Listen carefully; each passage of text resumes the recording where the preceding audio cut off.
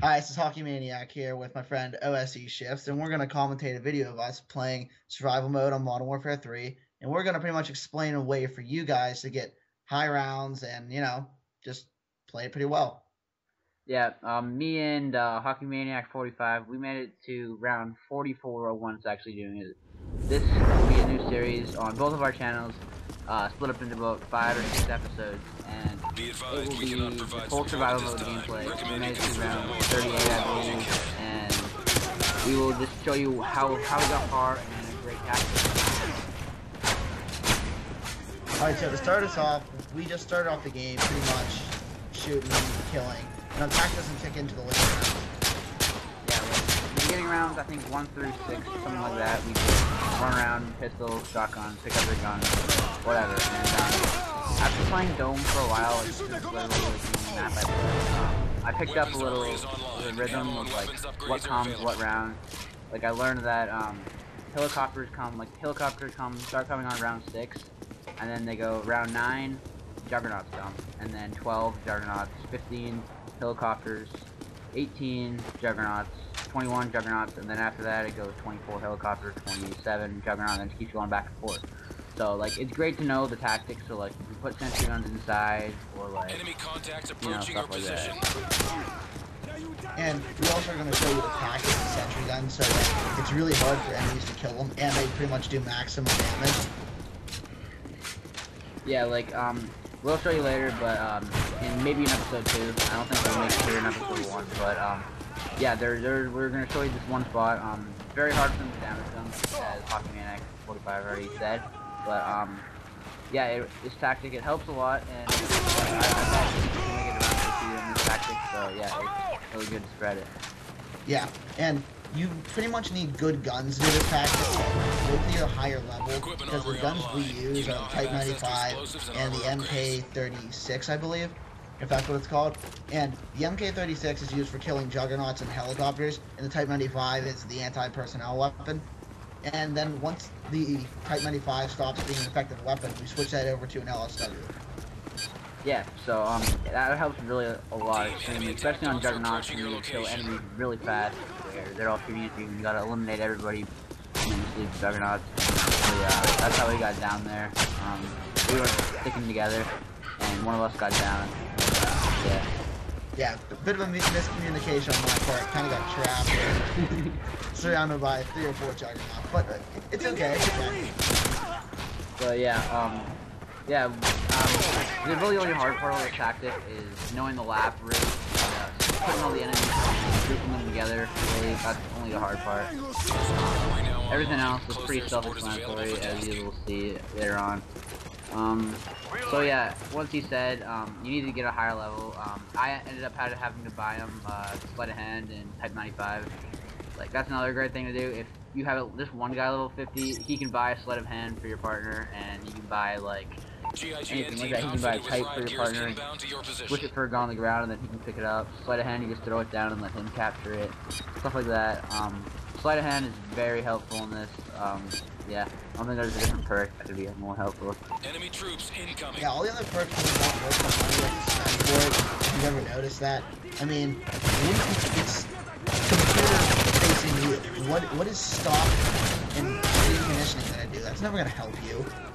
Yeah, well, like, extreme conditioning is decent, like, for, like, doing laps and stuff, for, like, running away from juggernauts, but, like, still, it's not really too good, since, like, it's not even pro'd to any of the perks, so, yeah, I think sleight of hand is really the only thing that makes it. Yeah, because it helps with the LMGs you'll be using later on, such as the LSW, because with our tactic, we go up to the balcony on the dome, and one person lays on one side facing a ladder, and the other person lays on the other side, Ready for delivery. and you just pretty much kill them as they come up the ladder, so you really don't get that hurt.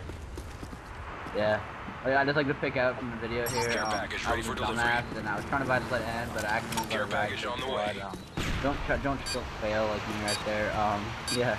So yeah, I just buy 2 sleight of hands here, and then one for me and one for Hockey Maniac 45, and yeah, this is pretty much the tactic that always starts. We like stop camping a little bit, so yeah. Yeah, and the first time we did this, we realized, so don't make this mistake. that if the person who buys it picks up sleight of hand before he buys the second one, he cannot buy it. Oh yeah. That didn't work. So he had to go. He had to buy a different card, then buy sleight of hand again. Neutralized. Rearm if you need to. Yeah, and not to mention when after I ended up buying sleight of hand, I accidentally called out of the map, so I had to buy sleight of hand like 4 more times.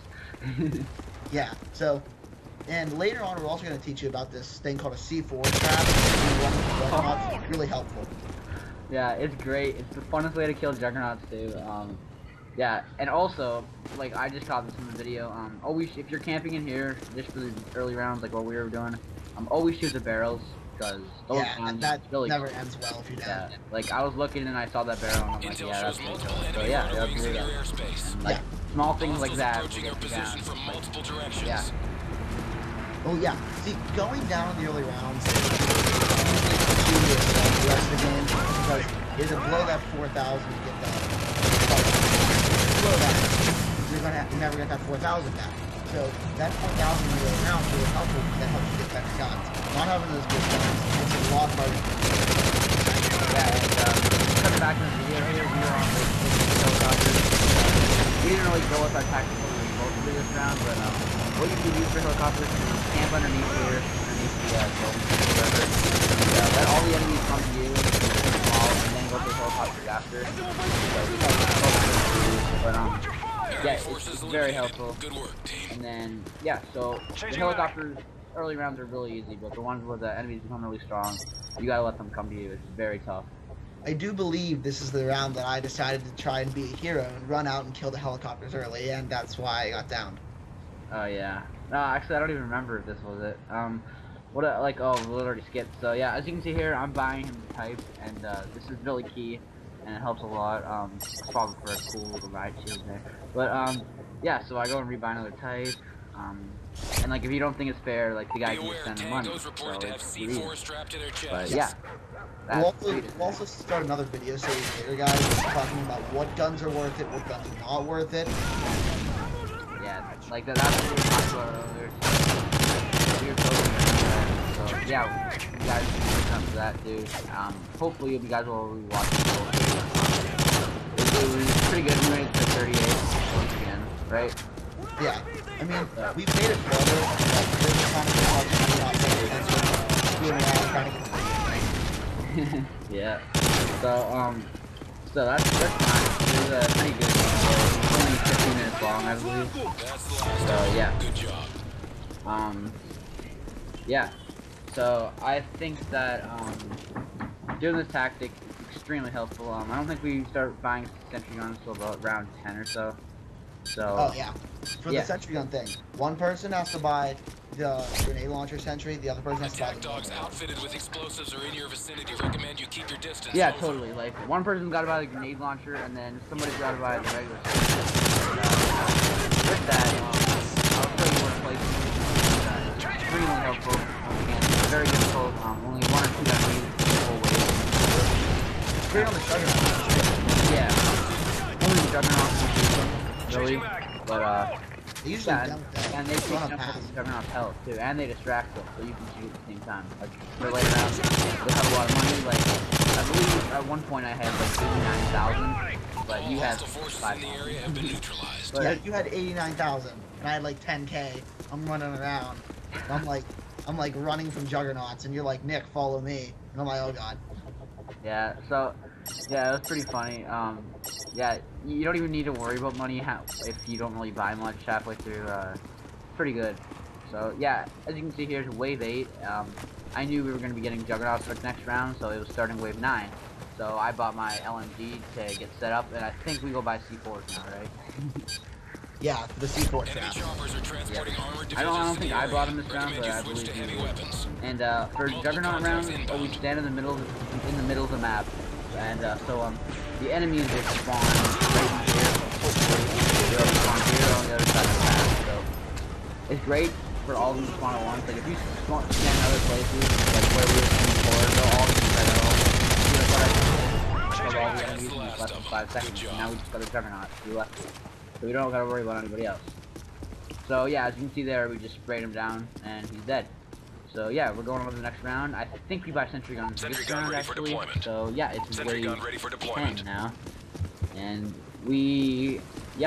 so we buy both of our sentry guns. I get the regular one, and he gets the nade launcher. And, yeah, you make me buy the expensive thing. Yeah, and plus the regular sentry gun gets more kills. So yeah, we will be showing you how to play things in episode 2. This is gonna wrap up for episode 1. So yeah, you guys, please check out the future episodes, and peace.